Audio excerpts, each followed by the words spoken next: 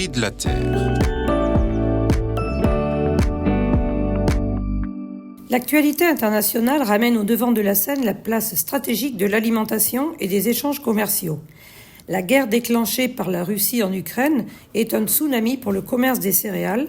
Ces deux pays représentent 30% du blé vendu dans le monde. Pourquoi les agriculteurs polonais, roumains, bulgares bloquent les frontières aux camions et aux trains de céréales venant d'Ukraine? Car les conséquences sur leurs revenus sont dramatiques, avec un effondrement historique des prix à moins 40, moins 50% pour le blé, le maïs, le tournesol.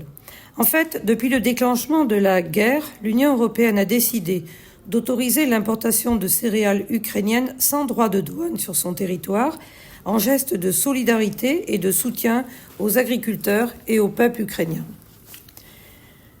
Beaucoup pensaient que la guerre ne durerait que quelques mois, mais la guerre dure depuis plus de 2 ans et les conséquences économiques sont très lourdes pour tous les producteurs de céréales européens qui ont des coûts de production bien supérieurs en raison des normes sanitaires et environnementales plus exigeantes.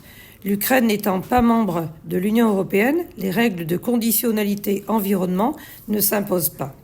Il faut continuer à soutenir les Ukrainiens dans la défense de leur territoire, mais la solidarité économique ne peut pas reposer sur les seules épaules des producteurs agricoles européens.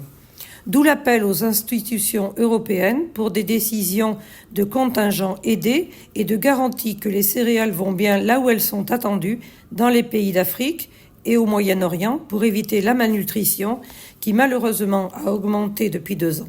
La Russie a fait de l'alimentation une arme stratégique. L'Europe doit reconsidérer sa vision des politiques agricoles.